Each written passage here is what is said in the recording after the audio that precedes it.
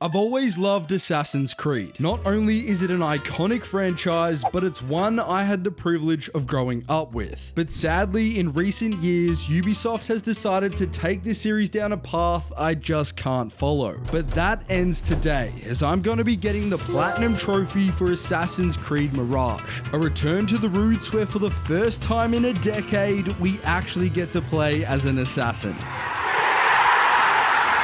This is where we are introduced to Basim.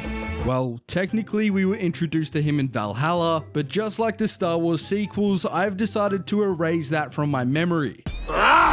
Anyway, this version of Basim is much younger and is nothing more than a common street thief, but it's clear from the get-go that our main man is destined for more. And that's when we run into Roshan, a master assassin who sounds like she came out of the womb with 6 darts in her mouth. Basim then asks her if he can join the Hidden Ones, and she respectfully tells him to go get fucked. So to prove himself, we have to team up with our friend Nihal and steal the Khalifa's chest. No, not that Khalifa, this Khalifa. He is essentially the ruler of Baghdad. Well, he was the ruler of Baghdad. Yeah, that wasn't ideal. Obviously, killing the head of the state puts a bounty on our head. But thanks to Roshan, we were able to make it out alive, which also earned us a trophy for completing the prologue. Roshan not only saved our life, but she also brought us back to Alamut, where we get to train to become a Hidden One. But of course, to be initiated into the Brotherhood, there is a sacrifice we have to pay. Oh, mate. Actually, you know what? This could have been way worse. We could have had to chop off our cock. And just like that, we were officially an assassin, which meant that we would get another trophy. And look, I'm not even going to attempt to pronounce that. Now, this is where the fun begins, as we can now freely explore Baghdad, which also means that we can start to track down the Order of the Ancients. Pretty much in AC Mirage, we have to clue together pieces of intel and slowly investigate, unveil, and eventually assassinate different people connected to the Order, with the broader goal of taking down all the main members, including the head honcho. Now, to do that, we need some allies, those being the rebels led by a guy named Ali. And after freeing a bloke named Beshi, we learn that Ali is being kept inside this prison. And whilst freeing him, we earned ourselves another trophy. Hey, a true Hidden One. Let's go. That's assassinate 10 guards in a row without triggering open conflict. Sweet. Following this, we were able to free Ali, who leads us to our very first Order member, Al Ghul. And he might just take the crown for having the most brutal assassination. Oh yeah. And? Oh, this is brutal. Oh, holy shit. If that was there we go, the blood of a ghoul. Next, we decide to visit the different assassin bureaus around Baghdad, because here we would be able to accept different assassin contracts. These contracts are essentially small side missions in the game that reward us with materials and experience, but they also serve as the perfect opportunity to chip away at some of the miscellaneous trophies. See, there are a bunch of trophies that require you to use a certain tool X amount of times, or assassinate 10 enemies in a certain way. And whilst doing these contracts, I was smashing through these miscellaneous feats. Like seriously, I was banging out trophies like Charlie Sheen used to bang 7-gram rocks. I'm Charlie Sheen. We also stumbled across this lad who clearly has a death wish, and for some reason, we decided to help him conquer his fear of heights. If this guy breaks his neck, I swear to God, it's gonna break his neck. Oh fuck, he's gonna break his neck, he's gonna break his neck. Ooh. He's dead. I am fine. Seek me out when your voice begins to break. Then we will talk. Crossing paths. Complete a tale of Baghdad. I love that, man. It's like, when you go through puberty, I'm your man. But your balls definitely need to drop first.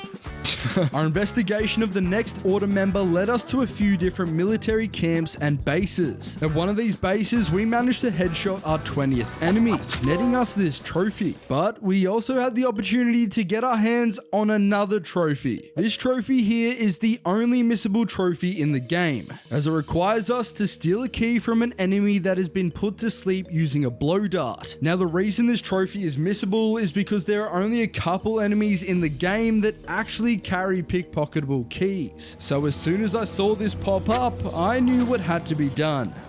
A key.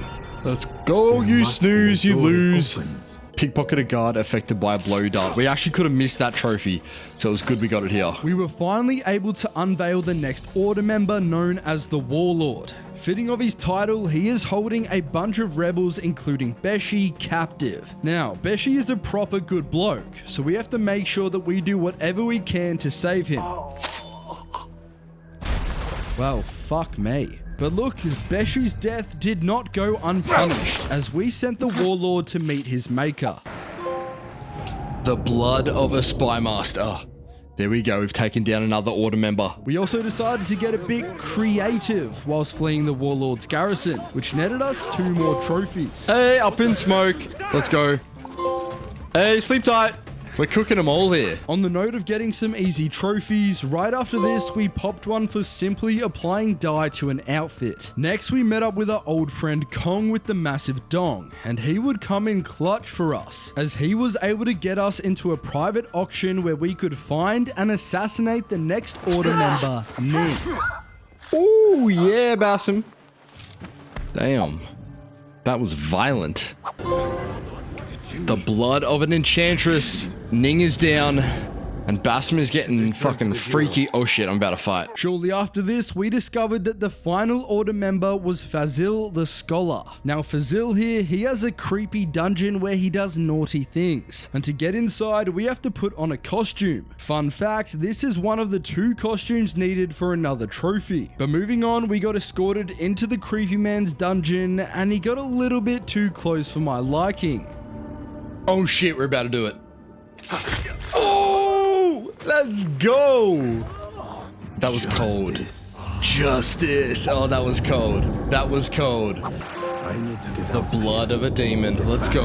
With all the order members eliminated, all that was left was to take out the head of the snake. But first, we decided to do some upgrading by maxing out some of our gear. Yeah, there we go. Thick skin. So that's for like fully maxing out the outfit. And cutting edge. There we go, that is for fully upgrading a weapon. We then had to head inside the round city to figure out who the leader of the order is. And whilst doing that, we got to wear our second costume, netting us the trophy Masquerader. By process of elimination, we figured out that the head of the order was Kabiha, who as it turns out was the wife of the original Khalifa that Nihal killed at the start of the game. And coming to that conclusion was the last thing we needed to rank up to Master Assassin, netting us another trophy. We were able to sneak inside the palace and confront her, and just like a stripper you just tipped $100, she starts telling Bassam everything he wants to hear, saying that he's more than a man, and that all the answers he's looking for lie in a hidden chamber underneath Alamut. But before we can hear anything more, Roshan rocks up and assassinates her out of nowhere, and then pretty much tells us that if we fuck around, we are going to find out, because if we go to that secret chamber, she's gonna kill us. Now, are we gonna heed Roshan's advice? Fuck no. So, we head straight to Alamut, and she held her word, as she was there waiting for us. So we quickly kick her up. We quickly kick her ass and stumble into this ancient Isu chamber. Now, I'm not gonna front, I still don't really know what the fuck transpired at the end here. It was some next level grab you by the balls plot twist. Like straight up Fight Club level shit. Apparently Nihal is Bassam and everything she did was actually Bassam, but she's also Loki and now Bassam's Loki. I don't know, it's all a bit confusing. I'm sure if you finish Valhalla it would make sense, but that game fucking sucks, so I never finished it. But you know what? We did get a trophy for that because that's the end of the story. But on to more important matters, we still have 26 more trophies to unlock, meaning we've got some serious cleanup to do. Now, majority of the remaining trophies are either tied to miscellaneous feats or collectibles scattered throughout Baghdad. And to make tracking them down easier, we went around and synchronized all the viewpoints around the map. Yep, and there it is, Fearless. That is all the synchronization points done. Now, the first collectible we began tracking down was Dervis's artifacts, and we need to collect 18 of them for a trophy. And whilst doing this, we also managed to pickpocket our 50th person, netting us another trophy. Hey, the hands of a thief. I think that's for 50 pickpockets. We then found the final artifact, and returning it to Dervis would get us Curio Collector. Another great thing about pickpocketing, and you never would have guessed this, but stealing shit is actually a really great way to make money. And we have to save up 2007 dirhams for our next trophy. But thankfully, we could just sell off all the stuff that we stole, and boom, there's another trophy. Next, we needed to help our man Al Jizz by tracking down a bunch of lost books. Now look, I understand that a lot of people dislike collectibles. People find them annoying and tedious, I get it. I'm not one of those people. I actually enjoy tracking them down. Well, I did until I ran into this motherfucker. Cause see, the final book you need is on the complete edge of the map. This shit isn't even in Baghdad, mate. It's all the way in the fucking Gulf of Kuwait. And guess what? Kuwait wasn't even a country until 1961. That's how far away this piece of shit parchment was. Whew. I need to calm down. Look, all I'm saying is I spent an unholy amount of time looking for this thing. So have your book and fuck off. With my blood pressure back to normal levels, I can happily say that completing this Tale of Baghdad here was the final thing needed to fully explore all territories. There we go, Explorer. Following this, we then went back to the Assassin Bureaus and started ticking off all the Assassin contracts. And doing our 10th one in a faction netted us our next trophy. Hey, the Defender of People, that is complete 10 faction contracts. Sweet. Earlier on, I might have briefly mentioned how completing these contracts rewards us with different materials. Well, now that we had done most of them, we had enough materials to fully upgrade our entire tool set. But that's not all, as we also had enough skill points to finally unlock all the skills in the game. Yep, there we go, self-improvement. Completing these contracts also rewarded us with tokens, which we can spend at different vendors and factions around Baghdad. Spending these tokens allows us to distract guards or lower our notoriety, for example. And funny enough, we would get 4 trophies for spending a certain amount of these tokens. After getting a trophy for using benches 5 times, we decided to use and abuse our assassin tools. Firstly, we distracted 10 guards with noisemakers, and then we had 10 guards trigger traps.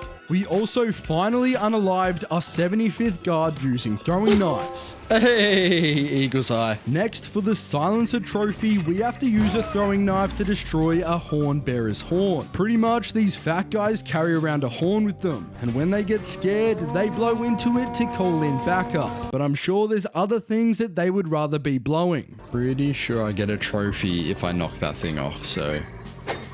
And I missed, fuck. Try that again. And let's go! Silencer! Fuck yeah. We then found some buried treasure, which apparently counted as solving an enigma, and then used the assassin focus ability to take out 5 enemies in a single go. Honestly, kinda unrealistic, but you know what? It's just a video game. And just like that, we only had a few trophies remaining until we got our hands on that beautiful platinum trophy. And that's where my dear friend Steve comes into play. Meet Steve. He is, well, he's just a guard, really, but he's more important than that, because he will do whatever it fucking takes to make sure that we don't get through that door. And this is perfect for us, as for the Eagle's Will trophy, we have to stay in combat for 10 minutes straight. So enjoy this small time lapse of Steve doing everything in his power to protect that door. Oh, there it is, Eagle's Will. Oh my god. This guy's told me that I will suffer for the last 10 minutes, and he couldn't be more than accurate, because that was fucking torture. Rest in peace, brother. You are well and truly dead. After this, we had to hire a bunch of those merchants over and over, because we needed to assassinate 10 guards whilst being camouflaged in a crowd. Hey, there it is, Blade in the crowd. Beautiful. And funny enough, murdering people in public is a really good way to bring up your notoriety. And for another trophy, we had to remain at maximum notoriety for 10 minutes. And we did this in a classic assassin fashion, by hiding in this inconspicuous fern. Yo, yo, yo, yo. Yo, we got it. Notorious. Let's go. For the Gifted Escapist trophy, I had to run around and collapse 20 scaffolds around Baghdad. Now, I'm not gonna lie, I didn't use this mechanic once during my playthrough, so I had quite a few to do. And also, if you're playing Assassin's Creed Mirage and you're in the mood to kill some civilians, I would 100% recommend scaffolds. They're quick and easy and get the job done. I just fucking murked 3 people. Oh my god, I feel so bad. We gotta be getting close. Yes! Oh, yes! Gifted Escapist, alhamdulillah. We have finally collapsed 20 scaffolding structures. That took like a long time, but we did it. And now we only have one more trophy, and then we got the plat. Let's fucking go. That's right, one final trophy for the plat. And to unlock this trophy, we need to eliminate the toughest enemy in the entire game, the Shakira. And to fight them, we needed to first get ourselves to maximum notoriety. So we decided to fight a bunch of guards in the street. And because I'm a fucking idiot, this made me waste all my health potions. But we couldn't worry about that, because it was time to face the music. Bro, here we go. Here we go. Cook. Cook. Cook! Let me fucking cook! Let's go! The shadow and the flame, and that's the plat. Give it to me now. Come on. Here we go. Master of his fate. That was actually way easier than I thought, but there we go. So there it is, guys. Assassin's Creed Mirage's Platinum Trophy. If you want to see me plat another game, then make sure you click this video here. And as always, guys, take care.